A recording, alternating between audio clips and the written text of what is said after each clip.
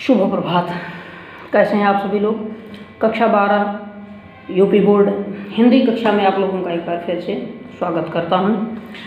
ध्यान दीजिएगा कि पिछले 6 दिनों से आपको हिंदी का कोई भी वीडियो नहीं प्राप्त हुआ है।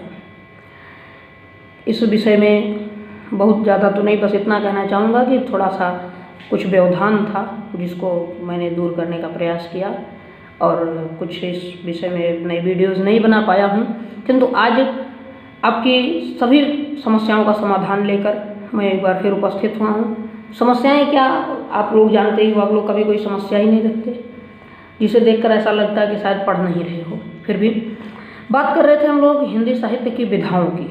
तो आप जानते हो मैंने आपको निबंध के बारे में बताया था, उपन्यास और कहानी के बारे में बताया था, नाटक और एकांकी के बारे में बताया था, अन्य विधाओं की बात हम लोग करने चल रहे हैं। देखिए, इधर उधर की बिना कोई बात किए सीधे अपने मुद्दे पर आते हैं और जितना आपको लिखना है बस केवल उतना ही आज मैं बताऊंगा। विस्तृत विश्लेषण हम लोग अपनी कक्षा में करते चलेंगे। यहाँ बस उतनी ही व्याख्या की आवश्यकता है जितने आपको बहुत आसानी से समझ में भी आ जाए और आपके नोट्स सरलता से बने। तो सबसे पहले आप लोग हेडिंग डालेंगे आत्मकथा। ठीक है, लिखिए। अब आत्मकथा में आप लिखेंगे कि जब कोई भी लेखक अपने जीवन की घटनाओं के बारे में क्रमबद्ध विवेचना करते हुए लिखता है तो उसे आत्मकथा कहते हैं। ठीक है, जब कोई लेखक अपने जीवन के घटनाक्रम के बारे में क्रमबद्ध विवेचना करते हुए लिखता है तो उसे आत्मकथा लिखते हैं। अब आत्मकथा में पहली आत्मकथा किसने लिखी, तो लिखिए कि जैन कवि बनारसी दास की अर्धकथा नामक आत्मकथा साहित्य की पहली आत्मकथा है। यानी कि हिंदी साहित्य की पहली आत्मकथा जैन कवि बनारसी दास द्वारा रचित अर्धकथा है। ठीक है, इसके बाद विभिन्न साहित्यकारों ने अपनी अपनी आत्मकथाएं लिखी हैं। जैसे भारतेंदु हरिश्चंद्र ने कुछ आप बीती कुछ जग बीती। ठीक है, इसके बाद दूसरे जो सबसे प्रसिद्ध हैं सुभाष चंद्र बोस, नेताजी सुभाष चंद्र बोस ने अपनी आत्मकथा लिखी है तरुण स्वप्न। पढ़िए, कभी आपको मौका मिले मैं स्वयं इसकी खोज करके आप लोगों को PDF दूंगा, आप लोग इसको पढ़िएगा। तरुण स्वप्न बहुत ही उम्दा लिखी है। वैसे भी आप जानते हो सुभाष चंद्र बोस जी तो वीर रस से ओतप्रोत थे, तो कैसे आनंद की बात होगी। इसके बाद पंडित जवाहरलाल नेहरू ने मेरी कहानी लिखी है। ठीक है, बाबू श्याम सुंदर दास ने भी मेरी कहानी लिखी है। राहुल सांकृत्यायन ने मेरी जीवन यात्रा नामक वो लिखा है अपनी आत्मकथा को। गुलाब राय ने मेरी असफलताएं। इसके बाद यशपाल ने सिंहावलोकन लिखा है। और डॉक्टर हरिवंश राय बच्चन का क्या भूलूं क्या याद करूं, नीड़ का निर्माण फिर बसेरे से दूर 10 द्वार से सोपान तक, ये 4 खंडों में उन्होंने अपनी आत्मकथा को व्यक्त किया है। ठीक है, तो इसको लिख लीजिएगा। इसके बाद दूसरा है जीवनी। तो हेडिंग डालिए जीवनी। और जीवनी के बारे में क्या लिखेंगे, लिखिए जब कोई साहित्यकार किसी दूसरे व्यक्ति के जीवन की घटनाओं का क्रमबद्ध विश्लेषण करता है तो वह रचना जीवनी कहलाती है। ध्यान से सुनिए, जब कोई साहित्यकार किसी दूसरे व्यक्ति के जीवन की घटनाओं का क्रमबद्ध विश्लेषण करता है तो वह जीवनी कहलाती है। ठीक है, अब जीवनी में क्या होता है, जीवनी इतिहास के जैसी प्रमाणिक होती है। व्यक्ति अपने जीवन के बारे में जब लिखता है तो कहीं कुछ हो सकता है थोड़ा बहुत छोड़ भी दे, लेकिन जो दूसरे के बारे में लिख रहा है वो बहुत विश्लेषण करता, गहन अध्ययन करके उसको लिखता है। ठीक है, तो इसमें तथ्यपूर्णता होती है, साहित्य के तत्वों से भरपूर होता है, उसको सजावट देता है। अपने बारे में आप लिखोगे तो उतनी सुंदरता शायद गद्य की ना आए जितना दूसरे के बारे में लिखोगे, उसमें बनावट करोगे, अपने में कुछ नहीं करोगे। तो देखिए, राष्ट्रीय महापुरुषों की जीवनियाँ अधिक लिखी गई हैं, साहित्यकारों की जीवनियाँ कम लिखी गई हैं। ठीक है, इसमें भी आप लिखिए हिंदी साहित्य की प्रमुख जीवनी या जीवनी रचनाएं और लिखना शुरू कीजिए। सबसे पहली जीवनी है कलम का सिपाही। कलम का सिपाही मुंशी प्रेमचंद के पुत्र अमृत राय ने लिखी है, जो प्रेमचंद जी की जीवनी है। तो आप लोग लिखिए कि पहली जीवनी है, जैसे मैंने कहा हेडिंग डाल दीजिए कि हिंदी साहित्य की प्रमुख जीवनी रचनाएं। नंबर 1 कलम का सिपाही। ये प्रेमचंद की जीवनी है, इसके लेखक अमृत राय हैं। दूसरा है कलम का मजदूर। कलम का मजदूर जो है ये भी प्रेमचंद की जीवनी है, लेकिन इसके लेखक मदन गोपाल हैं। ठीक है। फिर तीसरी है निराला की साहित्य साधना। ये सूर्यकांत त्रिपाठी निराला की जीवनी है और इसके लेखक डॉक्टर रामविलास शर्मा हैं। ठीक है। इसके बाद तीसरी मतलब अगली जीवनी जो आपकी है वो है सुमित्रानंदन पंत। नाम ही उस जीवनी का यही है, सुमित्रानंदन पंत। ठीक है। जीवन और साहित्य, इसका नाम इतना बड़ा है, सुमित्रानंदन पंत जीवन और साहित्य। ये पंत जी की जीवनी है, इसके लेखक शांति जोशी हैं। ठीक है। शांति जोशी ने इसको लिखा है, तो ध्यान दें। इसके बाद अगला है आवारा मसीहा। सबसे प्रसिद्ध जीवनी रही है, बार बार पूछी जाती है। आवारा मसीहा जो है ये शरत चंद्र की जीवनी है। देखिएगा, शरद नहीं लिखना है आपको, शरत लिखना है। ठीक है। शरत चंद्र की जीवनी है, इसके लेखक विष्णु प्रभाकर। कई बार कंफ्यूजन हो जाती है, एक दो बार मैंने पेपर में देखा है कि कोई पूछ लेता है, ठीक है, कि ये किसकी जीवनी है, तो बच्चे नहीं लिख पाते हैं, इसलिए आप लोग लिखते चलिएगा इसको साथ साथ ही कि आवारा मसीहा शरत चंद्र की जीवनी है। इतनी जीवनियाँ प्रमुख रूप से साहित्यकारों की हैं जो लिखी गई हैं, और इसको आप लोग नोट कर लेंगे। इसके बाद अगली विधा है संस्मरण, इसलिए हेडिंग डालिए संस्मरण। ठीक है। अब देखिए, संस्मरण शब्द जो है वह दो शब्दों से मिलकर बना है। पहला सम, आप सा पर अंग की मात्रा लगाते हो, सम, और स्मरण। स्मरण माने आप जानते हो याद करना होता है, और सम मतलब होता है सम्यक, शुद्ध रूप से किसी चीज को सही तरीके से याद किया जाना ही संस्मरण कहलाता है। तो लिखिए कि सम शब्द, संस्मरण शब्द दो शब्दों सम और स्मरण से मिलकर के बना है। सम का अर्थ है सम्यक अर्थात शुद्ध, और स्मरण का अर्थ है याद करना। जब किसी चीज को शुद्ध रूप से याद करके अपने स्मरण शक्ति के आधार पर लिखा जाए तो उसको संस्मरण कहते हैं। ठीक है। लिखिए, बाल मुकुंद गुप्त ने सन 1907 में पंडित प्रताप नारायण मिश्र का संस्मरण लिखकर इस विधा का सूत्रपात किया। यानी बाल मुकुंद गुप्त ने लिखा सन 1907 में पहला संस्मरण, और उनकी उस रचना का नाम था पंडित प्रताप नारायण मिश्र। यानी प्रताप नारायण जी के बारे में कुछ लिखा, पूरा नहीं लिखा, नहीं तो ये जीवनी हो जाती। थोड़ा सा लिखा, कुछ घटनाएं उनके साथ मिले होंगे, बातचीत हुई होगी, ऐसा कुछ, तो उसको याद करके लिखा। तुरंत नहीं लिखा, तुरंत लिखते तो ये भेंट वार्ता होता।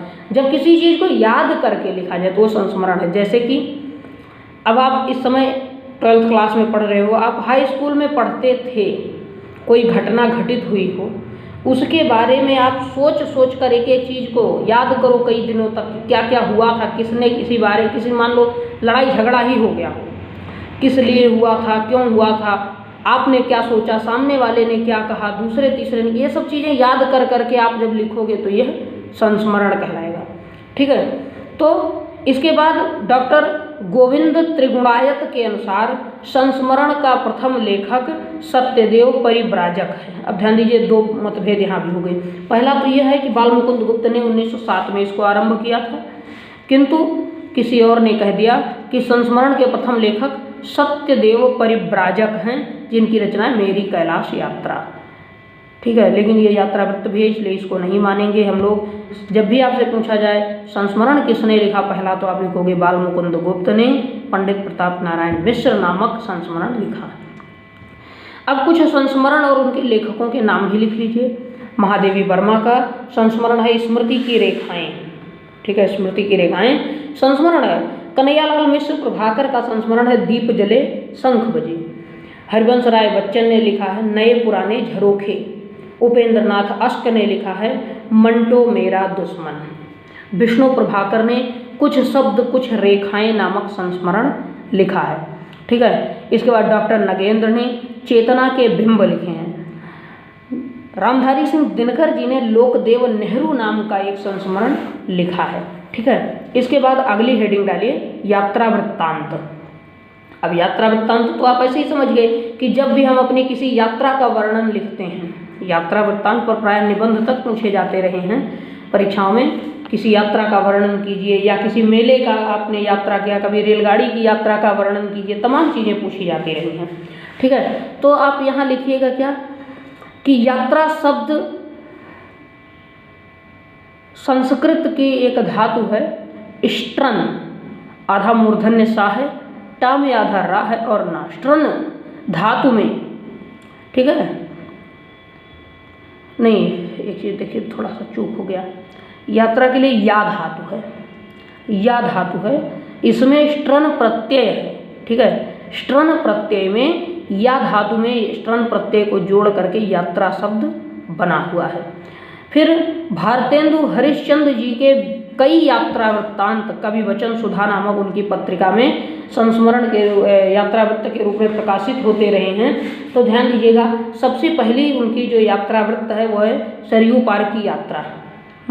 भारतेंदु हरिश्चंद्र जी द्वारा रचित सरयू पार की यात्रा नामक रचना जो है वह प्रथम यात्रा वृत्तांत मानी जाती है। इसके बाद आप लिखिए, 2 कॉलम बना लीजिए। पहले प्रमुख यात्रा वृत्तांत लेखक, एक तरफ आप लोग लेखकों के नाम लिखेंगे, दूसरी ओर यात्रा वृत्त के। तो पहले लेखक हैं राम नारायण मिश्रा। ध्यान दीजिएगा, राम नारायण मिश्र, इनकी है यूरोप यात्रा के 6 मास। ठीक है, यूरोप यात्रा के 6 मास। इसके बाद दूसरे सबसे प्रसिद्ध जो यात्रा वृत्त के लेखक हैं, जैसा कि आपको 11 में घुमक्कड़ शास्त्र पढ़ने को मिला राहुल सांकृत्यायन का, तो इनका जो यात्रा साहित्य है वो विस्तृत है, क्योंकि इन्होंने बार बार पूरे विश्व की यात्रा की है। इसलिए तो राहुल सांकृत्यायन की रचना लिखिए, मेरी लद्दाख यात्रा, मेरी तिब्बत यात्रा, हिमालय परिचय, किन्नर देश में और घुमक्कड़ शास्त्र, ये सब यात्रा वृत्त हैं। फिर रामवृक्ष बेनीपुरी का पैरों में पंख बांधकर। भगवत शरण उपाध्याय ने लिखा सागर की लहरों पर और वह दुनिया। ठीक है, अज्ञेय ने 2 यात्रा वृत्त लिखे हैं। पहला, एक बूंद सहसा उछली, इसके बारे में आपने पिछले साल भी पढ़ा, एक बूंद सहसा उछली, और दूसरी अरे यायावर याद रहेगा। देखिए, यायावर माने होता तूफान। अज्ञेय ने यह यात्रा वृत्त लिखा है, अरे यायावर याद रहेगा। डॉक्टर नगेंद्र ने लिखा तंत्रलोक से यंत्रलोक तक, तंत्रलोक से यंत्रलोक तक। ठीक है, इसके बाद मोहन राकेश का आखिरी चट्टान, यशपाल का लोहे की दीवार के दोनों तरफ, ये सब प्रमुख यात्रा साहित्य रहे हैं जो कि हमारे साहित्यकारों द्वारा लिखे गए हैं। फिर आगे बढ़ते हैं यात्रा साहित्य से, तो अगली हेडिंग होगी आपकी रेखा चित्र। ठीक है, रेखा चित्र क्या होता है?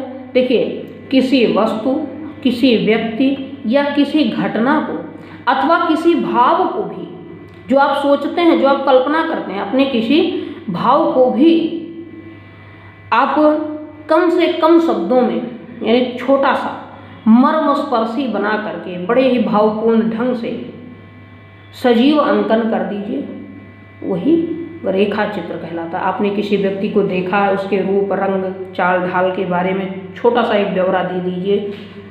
ठीक है, जैसे 10-5 लाइन में, एक आध पेज में, ना बड़ा होगा तो निबंध हो जाएगा। किसी चीज़ के बारे में आप उसकी शैली के बारे में लिखिए, वही रेखा चित्र कहलाता है। ठीक है, देखिए रेखा चित्र के बारे में आगे लिखिएगा, रेखा चित्र सांकेतिक होता है। ठीक है, फिर आगे लिखें, स्वतंत्र रूप से रेखा चित्र का आरंभ श्री राम शर्मा ने किया था।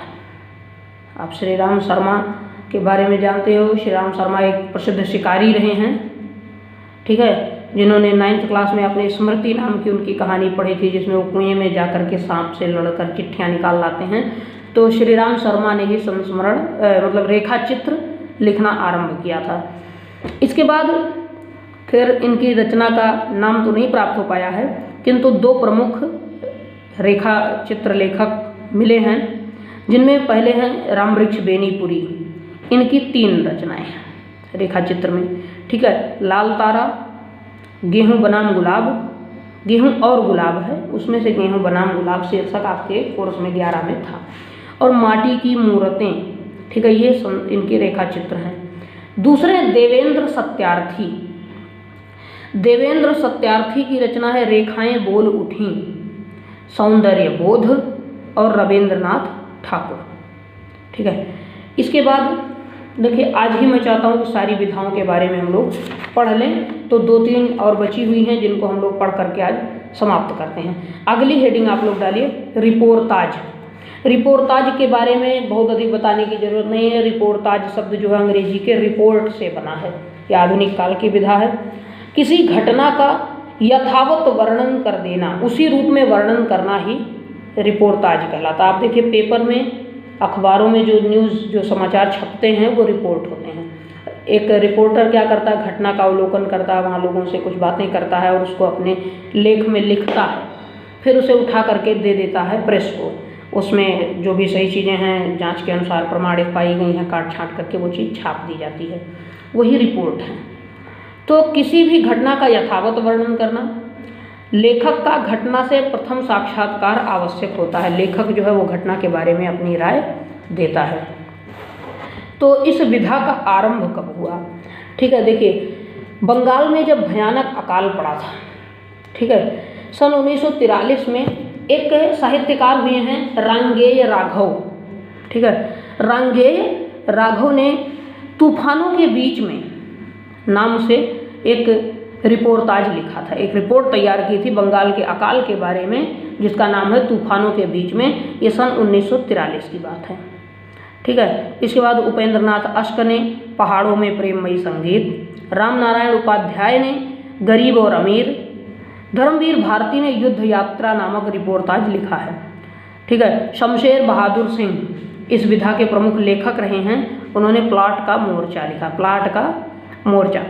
फिर अब देखिए छोटी छोटी विधाएं हैं, छोटी छोटी चीज़ें हैं। फिर आती है आपकी अगली विधा, हेडिंग डालिए डायरी। ठीक है, डायरी के बारे में आप जानते हो, डायरी शब्द समझ रहे हो, छोटी सी नोटबुक जिसमें आप अपने जीवन से घटित होने वाली छोटी बड़ी किसी भी घटना को कभी भी लिख सकते हैं, अपने विचार लिख सकते हैं। तो ये डायरी विधा जो अपने, जिसमें रेखा चित्र का भी समावेश है, कुछ चीज़ों का आप चित्रांकन करोगे, संस्मरण के आधार पर भी लिखोगे, भेंट वार्ता किसी से मिलकर लिखा वो भी होगी। ठीक है, जो भी आपके अनुभव होंगे सब कुछ आप उसमें लिखे रहेंगे। इसलिए डायरी जो है ये सभी विधाओं का समावेश हो जाती है। देखिए अंग्रेजी भाषा का एक शब्द है, लैटिन में एक शब्द है डायस। ठीक है, डायस जो है संस्कृत के दिवस शब्द का समानार्थक है, यानी कि हमारी संस्कृत का जो दिवस शब्द है अर्थात दिन, इसको लैटिन भाषा में डायस कहा गया। उन्होंने सारी चीज़ें वही किया। आप देखिए अगर लिखें हम दिवस अंग्रेजी में, तो दिवस की स्पेलिंग क्या होगी, DIVAS। ठीक है, अब उन्होंने क्या किया, इसी को थोड़ा सा चेंज कर दिया है और डायस कह रहे हैं। डायस का भी लगभग वही होगा, DIOS, डायस। ठीक है, तो अब दिवस से डायस बना और डायस से ही डायरी, यानी कि अपने जीवन की हर दिन घटने वाली घटनाओं को। ठीक है, देखिए आत्मकथा में आप रोज की घटना थोड़े लिखोगे, जो विशिष्ट है उसी को लिखोगे, लेकिन हर दिन जो घटित हो रहा है आपके जीवन में, उन सभी घटनाओं को रोज रोज कौन लिखते हैं, जो लिखते हैं वो डायरी। आप सुबह से उठने से लेकर रात को सोने जा रहे हैं तब तक आप क्या क्या लिखते हैं। आप बहुत से लेखक हैं, बहुत से आज के लोग भी ऐसे हैं जो शाम को जब रात को सोते समय जाते हैं तो वो एक डायरी रखते हैं अपने पास, जिसमें बहुत सी अपनी महत्वपूर्ण घटनाओं को दिन में जो उन्होंने किया वो लिखते हैं। अब ये नहीं कि सोना जागना उठना बैठना छींकना खांसना ये नहीं लिखते, लेकिन जो भी घटनाएं घटित हुई हैं या उन्होंने जो कोई भी अच्छा काम या बुरे काम, विशिष्ट काम किए हैं, या किसी और की चीज़ जो उनको अच्छी लगी हो, उन सब के बारे में भी लिखते हैं। तो ये डायरी विधा कहलाती है। ठीक है, डायरी लेखन के और भी पर्यायवाची शब्द है, जैसे दैनिकी, रोजनामचा और दैनंदिनी। दैनंदिनी शब्द जो है दैनिक शब्द से दैनंदिनी बना। आप देखिए गीता प्रेस गोरखपुर जो है वो एक डायरी ही संपादित करता है। डायरी मतलब लिखने के लिए होती है, लिखी नहीं होती। उसका नाम ही है गीता दैनंदिनी। उसमें तिथि सहित पंचांग दिया होता है और कुछ ऐसे वो उसकी बनावट है कि उसमें आप प्रतिदिन की अपनी सारी घटनाएं लिख सकते हो, वो गीता दैनंदिनी कहलाती है। फिर देखिए हिंदी साहित्य में डायरी का आरंभ लगभग 1930 में हुआ था, यानी कि शुक्ल युग में। और हिंदी के प्रथम डायरी लेखक जो हैं वो नरदेव शास्त्री वेदतीर्थ हैं। पूरा नाम सुनिए, नरदेव शास्त्री वेदतीर्थ। ठीक है, और इन्होंने जो डायरी लिखी वो अपने नाम से ही लिखी है। ये उस समय जेल में थे स्वतंत्रता आंदोलन के चलते, तो इन्होंने लिखा है नरदेव शास्त्री वेदतीर्थ की जेल। ठीक है, ये डायरी है। किताब का नाम जो इन्होंने डायरी में लिखा, जो रचना का नाम है वो है नरदेव शास्त्री वेदतीर्थ की जेल, और इसके लेखक भी नरदेव शास्त्री वेदतीर्थ ही हैं। इसके बाद घनश्याम दास बिड़ला ने डायरी के पन्ने, सुंदरलाल त्रिपाठी ने दैनंदिनी और धीरेन्द्र वर्मा ने मेरी कॉलेज डायरी नाम से लिखा है। देखिए, मोहन राकेश ने मोहन राकेश की डायरी के नाम से रचना की है। रामधारी सिंह दिनकर ने दिनकर की डायरी के नाम से ही रचना की है। तो ये सब डायरियां हैं जो आप लोग लिख लेंगे, ठीक है। इसके बाद एक महत्वपूर्ण विधा जो भी रह गई है वो है भेंट वार्ता। भेंट वार्ता को साक्षात्कार कह सकते हैं, अंग्रेजी का जो इंटरव्यू है, ठीक है। तो हेडिंग डालिए भेंट वार्ता और लिखिए भेंट वार्ता के लिए भेंट, चर्चा, विशेष परिचर्चा, साक्षात्कार या इंटरव्यू शब्द का प्रयोग किया जाता है। किसी व्यक्ति से भेंट करते हैं, मिलते हैं, और फिर उसके साथ हमारी आपकी जो बातचीत होगी दो लोगों से मिल करके, उन बातों को जब हम लिखते हैं तो वह भेंट वार्ता कहलाती है, ठीक है। इंटरव्यू का जो हिंदी अर्थ है वो है आंतरिक दृष्टिकोण। आपका अपना क्या मत है, क्या विचार है। आप देखिए कभी कभी पेपर में कुछ लोगों के इंटरव्यू निकलते हैं, पत्रकार लोग या प्रेस रिपोर्टर कुछ प्रश्न करते हैं और सामने वाला उसके जो जवाब देता है वो प्रश्नोत्तर ही पूरा का पूरा छाप दिया जाता है, वही है भेंट वार्ता, वही इंटरव्यू, ठीक है। इस विधा को शुरू करने का जो श्रेय है, इस विधा के जो आरंभ करता है वो बनारसी प्रसाद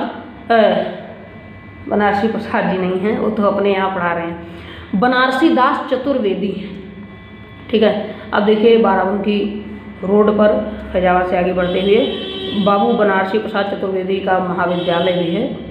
तो बनारसी प्रसाद चतुर्वेदी जी ने रत्नाकर यानी जगन्नाथ दास रत्नाकर और मुंशी प्रेमचंद के संबंध में भेंट वार्ता लिखी है, ठीक है। उन्होंने शायद इन लोगों से भेंट की होगी या रत्नाकर शायद कोई और रहे हों। तो जगदीश प्रसाद चतुर्वेदी का भदंत आनंद कौशल्यायन नाम का भेंट वार्ता है। खैर ये आपको नहीं लिखना है। जो इसमें सबसे प्रसिद्ध है, आपकी दो रचनाएं लिखनी हैं, वो देखिए डॉक्टर पद्म सिंह शर्मा कमलेश ने लिखा है मैं इनसे मिला, ठीक है, मैं इनसे मिला। और देवेंद्र सत्यार्थी का है कला के हस्ताक्षर। देखिए पिछले साल एक लेखक का नाम मैंने आपको दिया था रणवीर रांगरा। रणवीर रांगरा को बहुत लोग रणवीर सांगा कर दिए थे, सांगा नहीं रांगरा है, ठीक है। इनकी रचना है सृजन की मनोभूमि, जिसको आप लोग लिख लीजिए।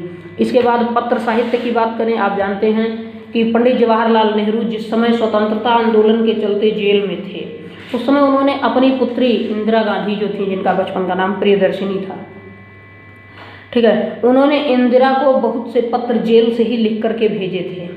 तो वो सारे पत्र जब संकलित किए गए तो उनको एक संग्रह बनाया गया, किताब बनाई गई और लिखा गया पिता के पत्र पुत्री के नाम, इस नाम से। तो ऐसे ही पत्र साहित्य होता है, जो हम एक दूसरे से पत्रों के माध्यम से बातचीत करते हैं। आज के समय में तो टेलीफोन की बातचीत रह गई, पत्र रह ही नहीं गए। पत्र बहुत, मैं समझता हूँ केवल सरकार उपयोग करती है, रजिस्ट्री वगैरह देती है किसी को तो पत्र आते हैं, बाकी अपने मित्रों रिश्तेदारों को अब कोई पत्र नहीं देता। एक पत्र मात्र प्रचलित रह गया है, निमंत्रण पत्र, बाकी का अब कोई औपचारिक अनौपचारिक कोई भी पत्र नहीं, निमंत्रण पत्र है या फिर प्रार्थना पत्र रह गए हैं।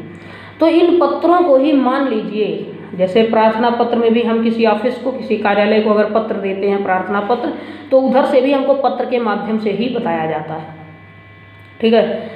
तो देखिए पत्रों के माध्यम से जो हम एक दूसरे से अपने विचारों का आदान प्रदान करते हैं, उसका संकलन करके जब उसको लिखा जाता है तो वह पत्र साहित्य कहलाता है, ठीक है। तो ध्यान दीजिए, पहला पत्र संग्रह जो है हिंदी साहित्य का, वो महात्मा मुंशी राम द्वारा स्वामी दयानंद से संबंधित पत्रों का संकलन है। यानी महात्मा मुंशी राम जी जो थे, उन्होंने स्वामी दयानंद सरस्वती से पत्रों के माध्यम से जो बातचीत की थी वह सन 1904 में प्रकाशित हुआ था। स्वामी दयानंद सरस्वती तो भारतेंदु से पहले के हैं। उस युग से भारतेंदु युग का जो समय था, उस काल तक लगभग 20, 30, 40 सालों तक जो भी बातचीत हुई थी महात्मा मुंशी राम जी द्वारा और स्वामी दयानंद द्वारा, दोनों तरफ के पत्रों का संकलन करके सन 1904 में प्रकाशित किया गया था। तो यह, इसका नाम क्या है, मुंशी राम और स्वामी दयानंद के से संबद्ध पत्रों का संकलन, ठीक है। इसके बाद पंडित भगवत दत्त ने भी ऋषि दयानंद का पत्र व्यवहार ही लिखा है। बैजनाथ सिंह विनोद ने द्विवेदी पत्रावली, बनारसी दास चतुर्वेदी ने पद्म सिंह शर्मा के पत्र, वियोगी हरि ने बड़ों के प्रेरणादायक कुछ पत्र, और हरिवंश राय बच्चन ने एक किताब लिखी है जो सबसे महत्वपूर्ण है, वह है पंत के 200 पत्र बच्चन के नाम।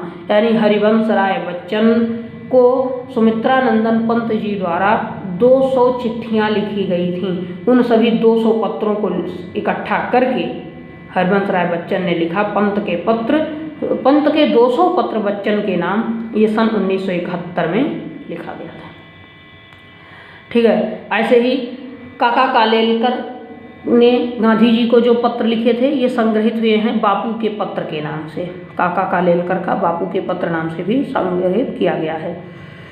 ठीक है, इसके बाद अंतिम विधा जो एकमात्र बची है, जो गौड़ विधा है, जिसका बहुत महत्वपूर्ण स्थान नहीं है लेकिन फिर भी हम लोग पढ़ते हैं।